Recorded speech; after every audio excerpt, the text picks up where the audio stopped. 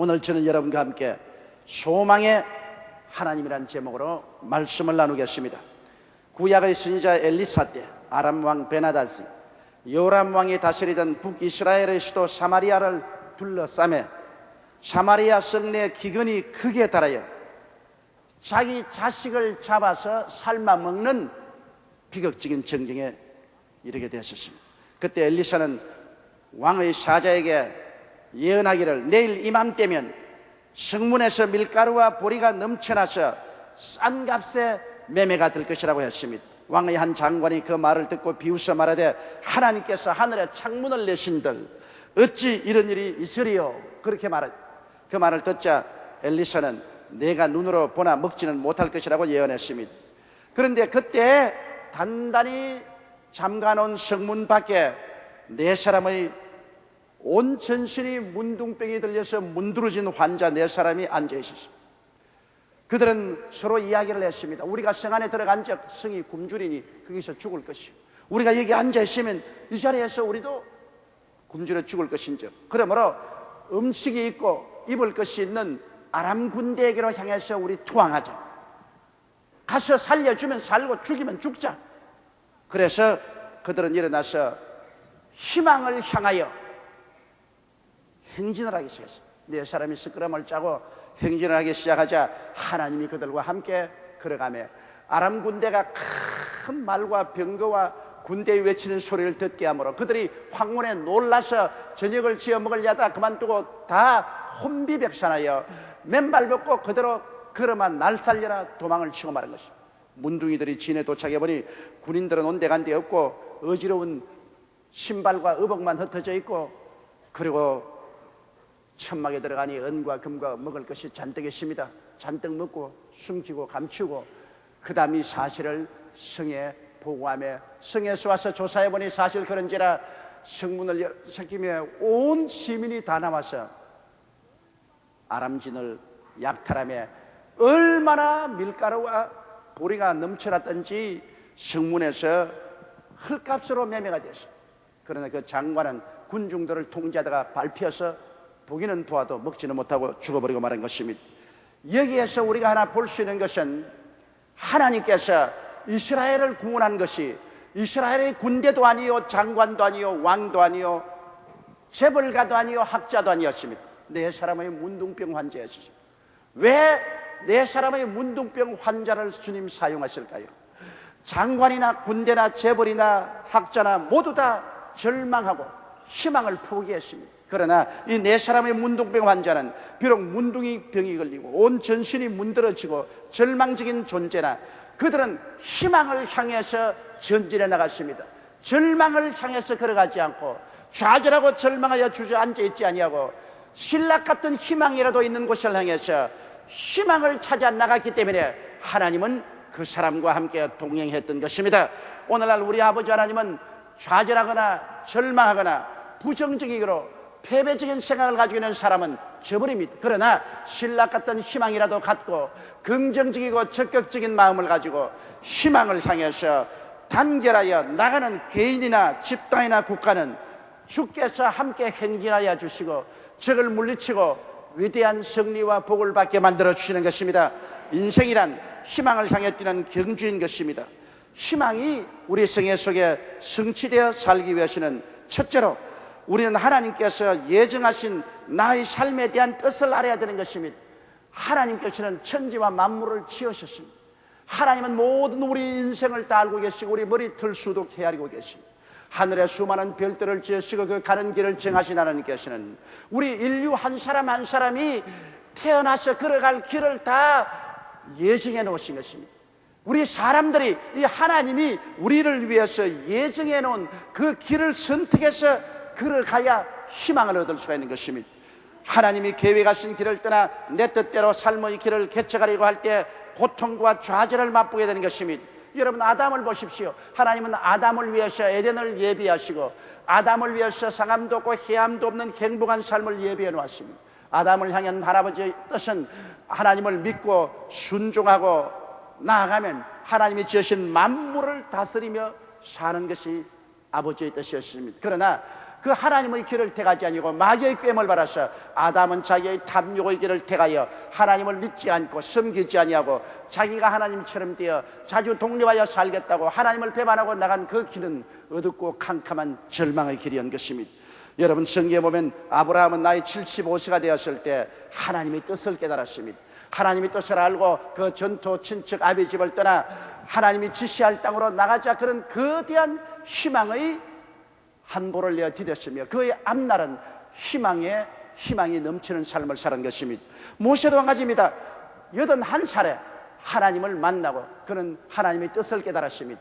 그는 지팡이 하나 의지하고 430년 종소리하는 이스라엘 백성을 애굽에서 구원하기 위해서 나갔습니다. 하나님 뜻대로 나갔음에 그는 많은 시련과 어려움이 있었습니다만 그를 통하여 이스라엘 백성에게 희망의 길을 열어주고 그의 삶은 희망을 따라 살아가는 위대한 축복의 사람이 되어버린 것입니다.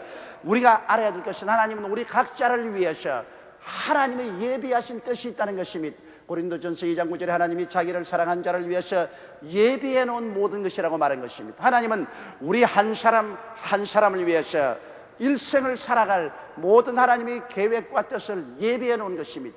그렇기 때문에 우리는 마음을 다해서 하나님이 나를 위해서 예비한 길이 어느 길인지 이것을 자세히 살펴보아야 되는 것입니다. 이래서 하나님이 날 위해서 예비해 놓은 그 길을 따라가야만 우리는 하나님의 도우심을 받고 하나님의 능력을 힘입어 희망차게 살아갈 수 있는 것입니다. 하나님의 뜻을 저버린 곳에는 오직 암흑과 절망밖에 없습니다. 북한을 보십시오. 김정일과 그 일당이 하나님의 뜻을 저버리고 자기 탐욕에 서서 우상천지를 만들어 놓았을 때 하나님을 거역하고 나가는 그들에게는 암흑과 절망밖에 없습니다. 온 땅이 굶주림으로 꽉 들어차고 죽음이 온 북한 땅에 꽉 들어차 있습니다. 이것은 바로 희망을 잃어버린 곳입니다. 왜냐? 하나님이 정하신 뜻을 저버렸기 때문인 것입니다. 하나님 정하신 뜻은 모두 다 그 아들 예수 그리스도를 믿고 하나님을 섬기며 영혼이 잘되고 범사에 잘되며 강건하고 생명을 얻되 넘치게 얻으며 살기를 원하는 것인데 그 아들 예수를 배반하고 하나님을 거역하고 인본주의로 서고 하나님 없는 삶을 살게 될 때 그들은 희망의 길을 저버린 것입니다. 절망의 길을 선택해서 나가는 것입니다.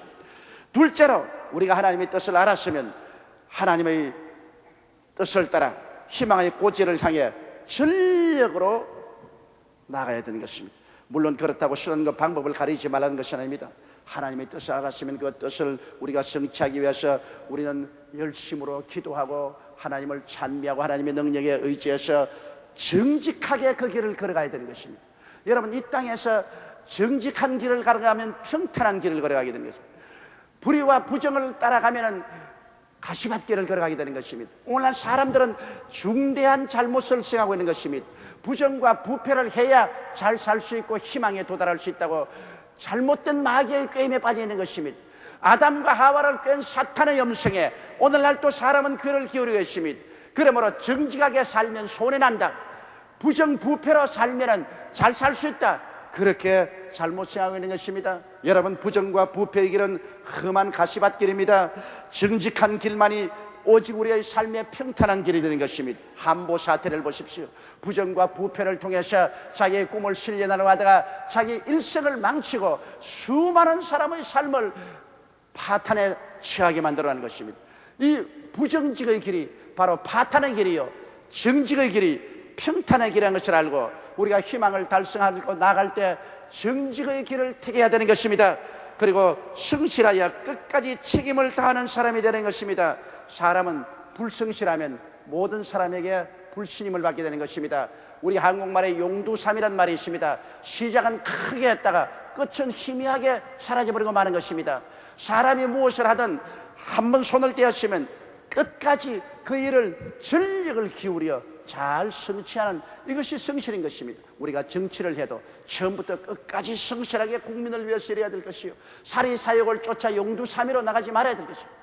물건을 생산해도 처음부터 끝까지 열심으로 돌봐서 인류 상품을 만들어서 내놓으면 어느 곳이나 팔립니다. 그러나 우리 오늘날 한국의 생산품처럼 불성실하게 겉은 분질을 하면서 속은 잘못 만들어 놓아서 사람이 쓰다가 불평과 원망과 탄식을 하는 그러한 일이 절대로 없어야 돼요. 성실보다 더 좋은 재산이 없습니다. 사람의 인품도 그래요. 책임을 질 줄 아는 사람, 처음부터 끝까지 성실하게 책임을 지는 사람은 모든 사람에게 추앙을 받고 존경을 받습니다만, 불성실한 인간은 무슨 말을 해도 믿지 아니하고 나중에 버림을 받고 마는 것입니다. 또한 우리가 근면해야 성공하는 것입니다. 게으르고야 어떻게 잘 살 수 있습니까? 이솝 우화에도 보면은 배짱이는 한여름 내 놀다가 겨울이 되니 그때야 먹을 것이 없어 개미 집에 가서 음식을 동냥하다가 얼어 죽었다는 것입니다. 그러나 한여름 땀을 흘려가며 열심히 양식을 모은 개미는 겨울에 추위가 와도 그들은 따뜻한 굴에서 충분한 양식을 갖고 살 수가 있었습니다. 사람은 게으르고야 절대로 잘 살 수 없습니다. 그러므로 하나님을 의지하고 열심히 부지런히 일할 때 하나님께서는 그 손으로 하는 모든 일에 복을 허락하여 주시는 것입니다. 그리고 우리는 하나님 앞에, 사람 앞에 충성스러워야 되는 것입니다. 사람이 자기의 조그마한 이해상관으로 쉽게 배반하고 쉽게 도망을 치는 이러한 사람은 아무 일도 이룰 수 없습니다. 사람이 한 가지 삶의 소명을 받았으면 거기에 충성해야 되고, 자기의 속한 집단에 끝까지 충성할 줄 알아야 되는 것입니다. 의리의 사람이 되어야 되는 것입니다. 이렇게 해서 하나님의 뜻을 우리가 추구해야 되는 것입니다. 정직하고 성실하고 근면하며 충성스러운 이러한 인격적인 요소가 없이는 우리가 무엇을 해도 결코 성공할 수 없습니다. 사람이 우연히 성공이 굴러 들어오지는 않습니다. 축복도 우연히 굴러 들어오지 않습니다. 사람의 생애 속에 눈에 안 보이는 이런 인격적인 품성이 있어야 되는 것입니다. 정신적인 자원이 있어야 되는 것입니다. 정신적인 자원 없이 아무 일도 이룰 수가 없는 것입니다. 이렇기 때문에 우리의 삶에 있어서 우리는 정직하고 성실하고 근면하고 충성스러운 사람이 되어야 된다는 것을 우리가 알고 또 우리 자녀들에게 가르쳐야 되는 것입니다. 학교에 가서 수학 공식이나 머리에 몇 개 많이 넣고 영어 단어나 몇 개 많이 넣고 그리고 꽤나 부리고 사기나 치고 적당히 살아갈 수 있다고 생각하면 이것은 중대한 오해인 것입니다. 이러한 악을 행하는 사람이 순식간에 얼마간은 흥할지 몰라도 나중에 파탄의 구렁텅이는 헤아릴 수가 없는 것입니다. 하나님의 뜻을 알았으면 그 하나님의 뜻을 성취하기 위해서 우리는 전 인격을 다해서 정직하고 성실하며 근면하고 충성스러운 마음으로 일로 매진하면 처음 당분간 신속한 성과가 없다고 하더라도 점점점 태양이 떠올라 중천에 오르는 것처럼 그들은 종국적으로 희망에 이르게 되는 것입니다. 셋째로 우리가 희망에 이르기 위해서는 신념을 가져야만 하는 것입니다. 희망으로 가는 길에는 수많은 시련이 있습니다. 그것을 극복하기 위해서는 하나님에 대한 강한 믿음이 있어야 되는 것입니다. 여러분, 희망을 향해서 가는 곳에 아무런 장애물이 없다고 한다면 그것은 희망이 아닌 것입니다. 이스라엘 백성이 애굽에서 나와서 광야를 지나 적과 꿀이 흐르는 가나안 땅, 희망의 땅에 들어갈 문전에 도달했습니다. 그것은 가데스 바네아인 것입니다. 한 발자국만 더 들었으면 바로 희망의 땅에 들어서는 것입니다. 그때 가데스 바네아에서 12정탐꾼을 보내서 40주 40야를 가나안 땅을 정탐하고 돌아오는데 그 중에 10명은 절망의 소식을 가지고 왔습니다. 희망으로 가는 곳에는 반드시 장애물이 있는데 그 장애물을 하나님을 믿고 의지하고 극복해야 되는데도 불구하고 그들은 하나님을 생각하지 아니하고 절망적인 소식을 가지고 왔습니다. 우리가 가본 땅은 주민을 삼기는 땅이요 산은 높고 고름 깊더라. 성벽은 하늘을 찌를 깎고 그곳에 사는 사람들은 네피림의 후손 아낙 자손 대장부라. 우리가 스스로 비교해 봐도 우리는 메뚜기 같더라. 우리와 우리 처자들이 사로잡힐 것이 우리는 결코 그 땅을 점령할 수 없다. 그들은 절망의 소식을 가지고 있습니다. 절망의 소식을 들은 이스라엘 모든 백성들은 마음이 물 부은 듯이 연약해지고 마는 것입니다. 그들은 다 통구하고 울면서 우리 장관을 세워 다시 애굽의 종살이로 돌아가자고 말하는 것입니다. 오직 희망에 대한 말하는 것은 여호수아 갈렙 두 사람밖에 없었습니다. 그들은 말하기를 그 땅은 하나님이 우리에게 주신 것이라. 그 땅의 주인은 떠났고 우리가 들어가면 점령할 수 있다. 그들은 우리의 밥이다. 들어가자. 그러나 희망의 말을 하는 사람들을 돌을 들어 쳐 죽이려고 할 때 하나님이 영광이 구름 가운데 나타나셔서 절망적인 보고를 한 10사람의 대표를 나오라고 하고 그 자리에서 직살시켰습니다. 그리고 희망을 저버린 이스라엘 백성은 광야로 회진하여 40년 동안 그들이 다 광야에서 소멸될 때까지 주님이 기다리셨습니다. 그리고 희망을 가졌던 여호수아와 갈렙만 데리고 그 후손을 이끌어 적과 꿀이 땅에 들어가게 한 것입니다. 하나님은 절망한 사람하고 같이 하지 않습니다. 희망을 저버린 사람, 부정적이고 파괴적인 말을 하는 사람과는 하나님이 같이 하지 않습니다. 희망을 향해서 줄기차게 달려가는 사람과 하나님이 같이 하시는 것입니다. 그런데 희망을 향해서 나갈 때는 반드시 그곳에 많은 가시밭 은극히가 납니다. 고난과 시련이 다가오는 것입니다. 용감하고 담대하게 개척해 나가야 되는 것입니다. 역사를 통해서 보면 여러분, 덴마크는 프루시아와 오스트리아 연합군과 전쟁을 해서 패했습니다.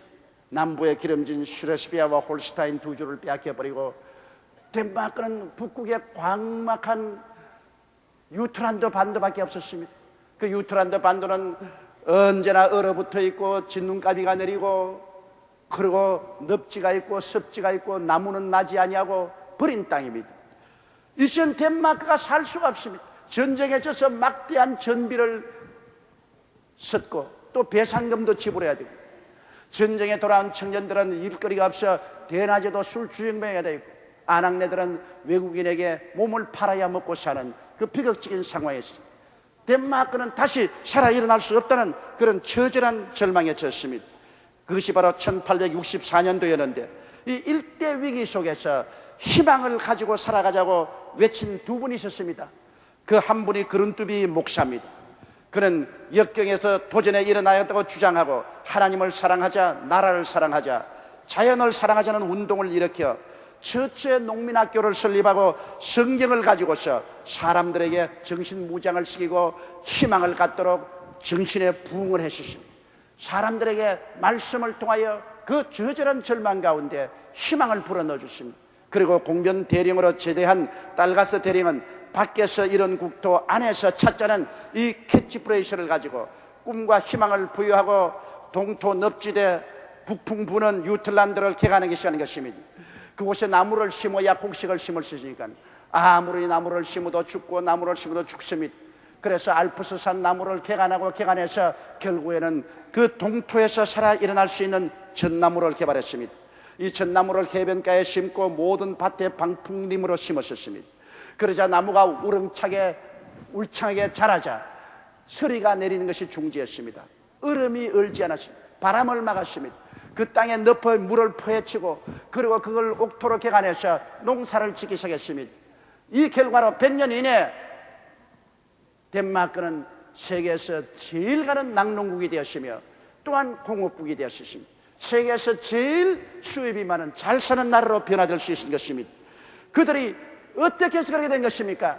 희망을 향해서 줄기차게 나가던 그룬띠비 목사와 달가스 대령, 그들 앞에 수많은 고난이 놓여 있었습니다. 그러나 믿음의 자원을 활용하여 고난을 극복하고 위대한 승리를 가져오게 된 것입니다. 히브리서 13장 5절 6절에 보면 그가 친히 말씀하기를 내가 과연 너희를 버리지 아니하고 과연 너희를 떠나지 아니하리라 하셨느니라. 그러므로 우리가 담대히 가로되 주는 나를 돕는 자신이 내가 무서워 아니하겠노라. 사람이 내게 어찌하리요. 이와 같이 여러분, 우리는 신념을 가지고 역경을 극복하고 나가야 희망에 도달할 수가 있는 것입니다. 넷째로 우리가 희망에 도달하기 위해서는 인내할 줄 알아야 되는 것입니다. 아브라함은 75세 후사를 주겠다는 약속을 받았으나 가나안 땅을 방황하면서 25년 동안 하나님이 언약을 주지 않으셨습니다. 그는 75세의 약속을 받았는데 100세가 되어서 비로소 하나님께서 허락하사 그들 청춘을 새롭게 하셔서 사라에게서 아들을 낳으니 그가 이삭입니다.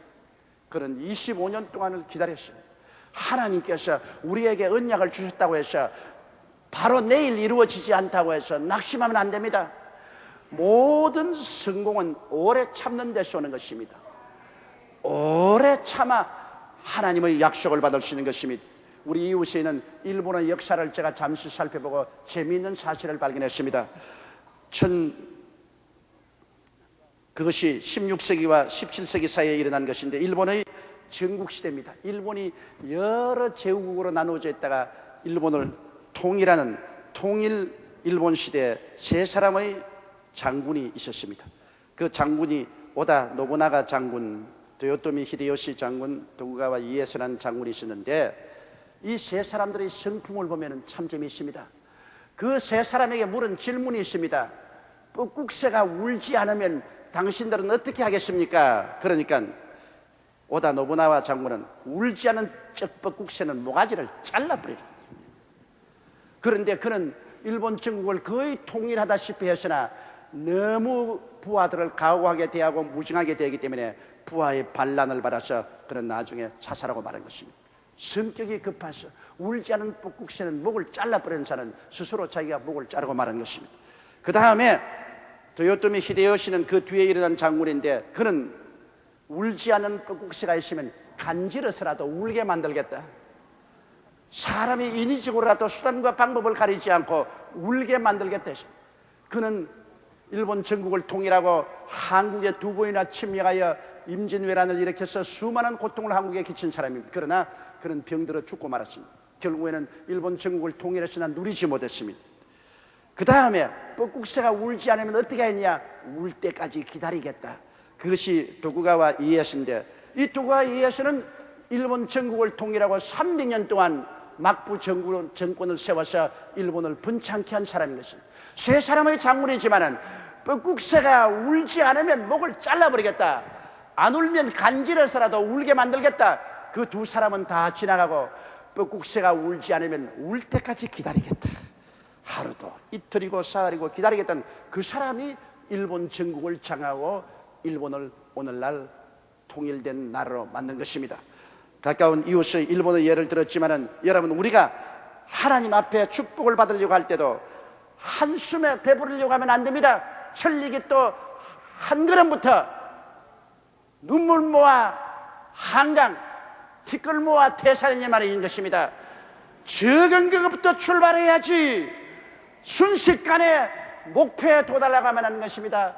적은 일로부터 시작해서 충성스럽게 열심히 다하면 세월이 흘러가면 희망에 도달할 수 있는 것입니다. 1958년 40년 전에 불광동에서 천막을 치고 가만히 깔고 교인 5명으로 시작한 우리 여의도 순복음교회가 그때 그 절망적인 상황 속에서 하루 만에 대교회를 이루겠다고 하다가 안 되면 포기했다면 오늘날 여의도 순복음교회는 없습니다. 여의도 순복음이 이루어진 데는 그 천막교회 가만히 깐 위에서부터 시작해서 40년의 세월이 걸렸습니다. 긴 세월을 통해서 희망이 도달한 것입니다. 인간의 삶이란 희망을 찾아 몸부림치며 나가는 것입니다. 삶의 참 행복과 기쁨이란 희망이 성취될 때 얻어질 수 있는 것입니다. 희망을 저버린 사람에게는 아무런 기쁨도 행복도 없습니다. 그러나 희망이 성취될 때 참 기쁨과 행복이 다가오는 것입니다. 훌륭한 지도자란 국민에게 희망을 주는 지도자인 것입니다. 공산주의가 망한 이유는 국민이나 개인에게 희망을 빼앗아버리고 희망을 없는 국가의 노예로 만들어버리고 말았기 때문인 것입니다. 하나님께서는 희망을 향해 전진한 사람과 함께 행하십니다. 그런데 우리에게 다가오는 많은 절망과 좌절은 더 큰 희망의 문이 열리는 곳입니다. 다시 말하면 절망은 더 큰 희망이 태어나는 산실이라는 것을 알고 절망이 다가올 때 주저앉지 말고 그곳에서 비춰오는 희망의 빛을 찾아야만 할 것입니다. 우리 인생에게 최대의 희망은 천국입니다. 내가 곧 길이요 진리요 생명이니 나로 말미암자고는 아버지께로 올 자가 없다고 하신 예수님의 말씀대로 십자가에 못 박여 몸을 찢고 피를 흘려 우리 죄를 사하시고 우리와 하나님 사이를 화목케 하시고 천당문을 열어놓은 예수 그리스도가 우리 인류에 있어서의 최대의 희망인 것입니다. 이 예수를 모신 사람은 마음속에 이 세상이 아무리 어둡고 캄캄하고 고통스러워도 희망의 빛이 사라지지 않습니다. 영원을 향한 희망의 빗줄기가 비추는 것입니다. 우리가 죽음이 다가와도 우리는 희망을 버리지 않은 것은 예수 안에 영생이 있고 천국이 있기 때문인 것입니다. 너희는 마음에 근심하지 말라. 하나님을 믿으니 또 나를 믿어라. 내 아버지 집에 있을 곳이 많도다. 그렇지 않으면 너희에게 일러서리라. 내가 너희를 위하여 처소를 예비하려 가느니 가서 처소를 예비하면 다시 와서 나 있는 곳에 너희도 함께 있게 하시리라. 천국은 영원한 희망의 초입니다. 그는 세월이 흘러가고 또 흘러가고 영겁의 세월이 흘러가도 천국에는 희망이 넘치는 곳입니다. 희망이 넘치는 곳이기 때문에 기쁨도 넘치고 행복도 넘치는 것이 바로 천국인 것입니다. 다 같이 고개 숙여 기도드리겠습니다. 거룩하시고 영광스러우신 우리 아버지 하나님, 사람이 이 세상에 살 때 희망을 잃어버리면 하나님도 잃어버리고 하나님께 버림을 받고 맙니다.